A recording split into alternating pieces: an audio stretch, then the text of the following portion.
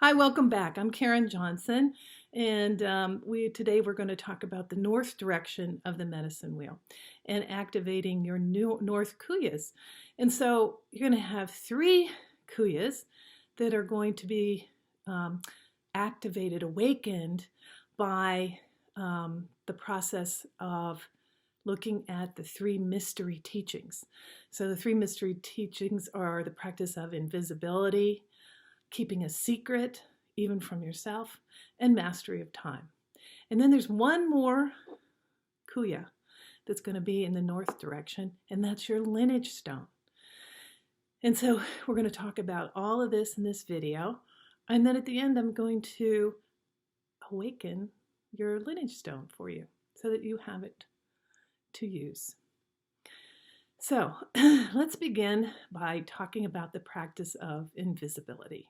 So the practice of invisibility is one of owning all aspects of ourselves so that we have nothing to hide, right? So what is the first thing you notice about somebody? Whatever it is they're trying to hide, whatever secret they're trying to keep, that they're not nervous, or they're not anxious, or they feel confident when really they don't.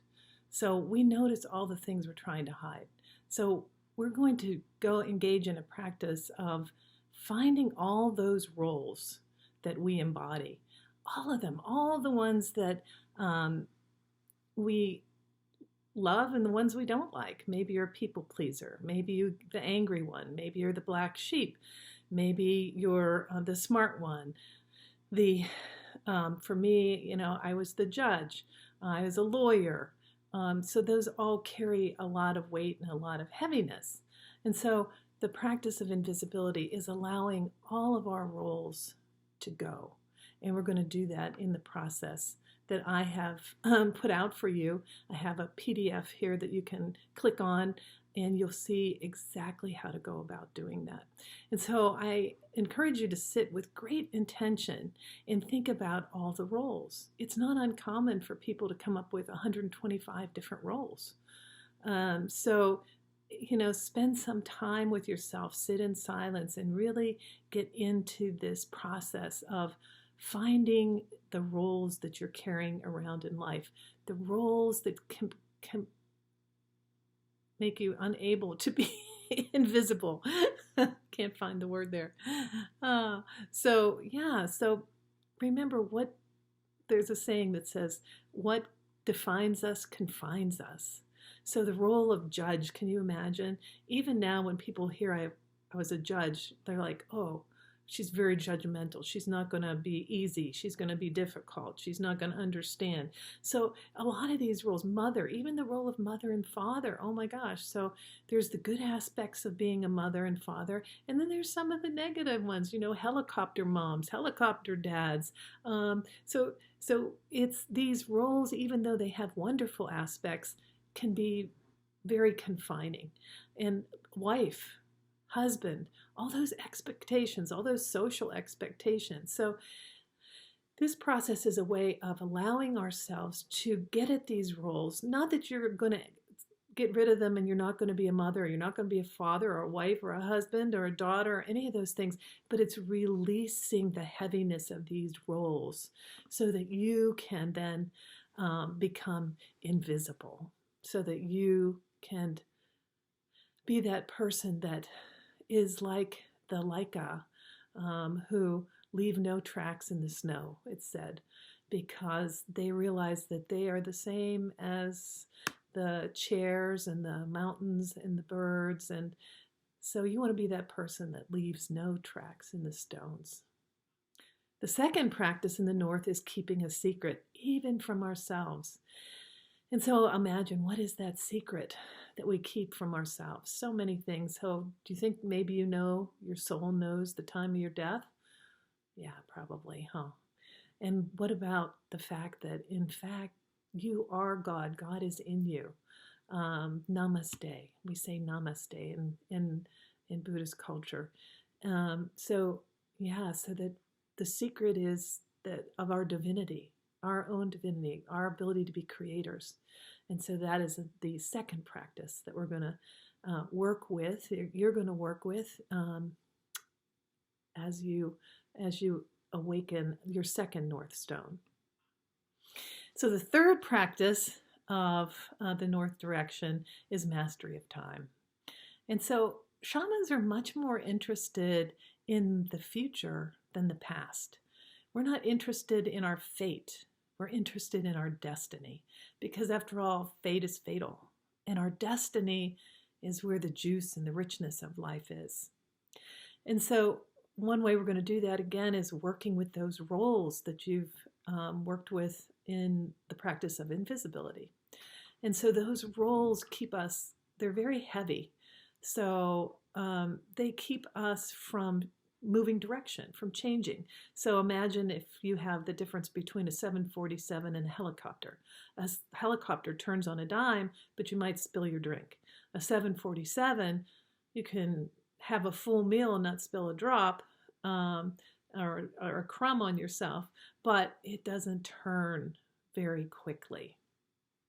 So there's an equation that talks about momentum.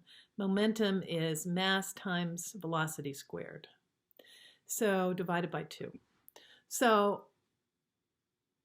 the velocity of our lives is really very much affected by the mass, and mass is related to the weight of our roles, and velocity.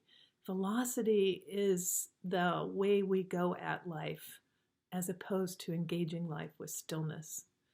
And so by changing the weight of the roles that we carry and by having a stillness practice, we can change the velocity. So I did a little diagram here of a momentum tunnel. So most of us, all our roles, our mortgages, our jobs, our children, our marriages, everything is pulling us, pushing us in this direction to a preordained fate. That's where we're going with all these things that we've imbued into our lives. But as we release the weight of the roles and we practice stillness, we start to have these few little outliers come in. And those are other possibilities. And that's our destiny, a destiny that we can create for ourselves by losing the weight of some of the roles. And sometimes it takes a momentous event, a death, a loss of a job, a divorce. Sometimes we find ourselves completely thrown out of our normal lives when that happens. But we don't have to wait for something like that. We don't have to wait for some huge event like me, the loss of my son. I was completely tied up in my former life, in my my children, and the marriage, and the work, and all of it, that to the extent that I didn't even think about a way out, even though I knew that I wasn't completely happy, but I couldn't even imagine another life. So a lot of the judges worked until they were 90. They wanted to die with their boots on, they said. They wanted to be carried out the door. And I came to understand that. I said, well, I don't know what I would do. What would I do if I retired? Right? And so with my son's death, I was completely thrown out of the matrix. I landed somewhere and life didn't make sense anymore. And so for me, that was the way that I was able to change everything and create a new destiny for myself outside of the momentum tunnel of my life. And but you don't have to do that. You can do that yourself by looking at your roles and releasing the weight of them. And also by having a stillness practice, really contemplating stillness within yourself. Give yourself in the beginning 5 minutes, 3 minutes, 2 minutes. Maybe you want to chant. I like to chant. Chanting is the doorway for me into stillness because my mind is always busy. I have a million things going, lots of projects. And for me, chanting is a way to quiet my mind, and then it's a doorway into stillness. Some people are very good at just saying, okay, it's meditation time, and they can do it. And a lot of times the best way to do it is to have a habit or a ritual. So you're going to have a place where you sit, a place, a cushion, maybe a familiar room, maybe a special time, so that your body, mind, spirit knows that, we're going to meditate now. We're going to sit in stillness. And sitting in stillness allows us to get in contact with that observer within, that part of us that we keep a secret from ourselves, that fact of our divinity. So that's mastery of time in a nutshell. And you'll be working with that also in the PDF. Click on the PDF and you'll see how to do that. So that'll take care of activating or awakening 3 of those North Cuyas for you. And even if you've done this exercise before and written down roles, you may find that things have changed. You have new roles or fewer roles, or you just don't feel like that role is possessing you the same way that it did before. Because if you've done this exercise before, you're already in the process of allowing the weight of things to shift. And so new ones may have come in, or maybe you want to just practice this exercise again to allow for all of it to come forth. So, all right, so that's mastery of time in a nutshell. So now you have your 4th Cuya. This is one that you choose to be your medicine stone. This is the one where it's transmitted from shaman to shaman through the lineage, throughout the ages, through all time.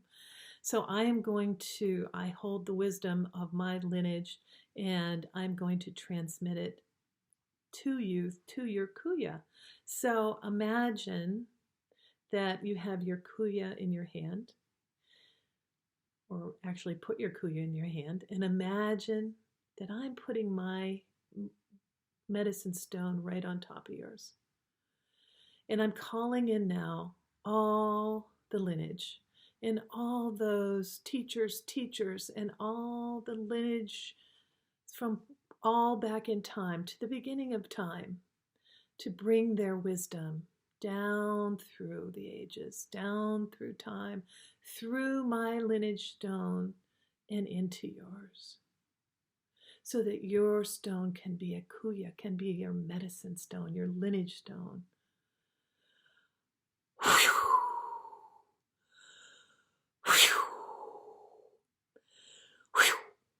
I'm blowing the wisdom of my lineage stone into yours. And so, in a nutshell, that's it. That's how you're going to go about it. And you're going to have your fire, and you're going to make a list of your roles, and you're going to release them. And the process is all lined out for you in the PDF that's attached. So, thank you again. I look forward to talking with you all on Mondays. I may be having a second class because I know there's a lot of EU students too. So maybe I'll have a second class on Mondays. I'm thinking maybe 2 or 3 Eastern time, but I'll let you all know about that. All right, so thank you very much. Many blessings. Have a beautiful week and enjoy this process, and go deeply and sit deeply and contemplate deeply, and allow yourself to sit in stillness whenever possible. Many blessings.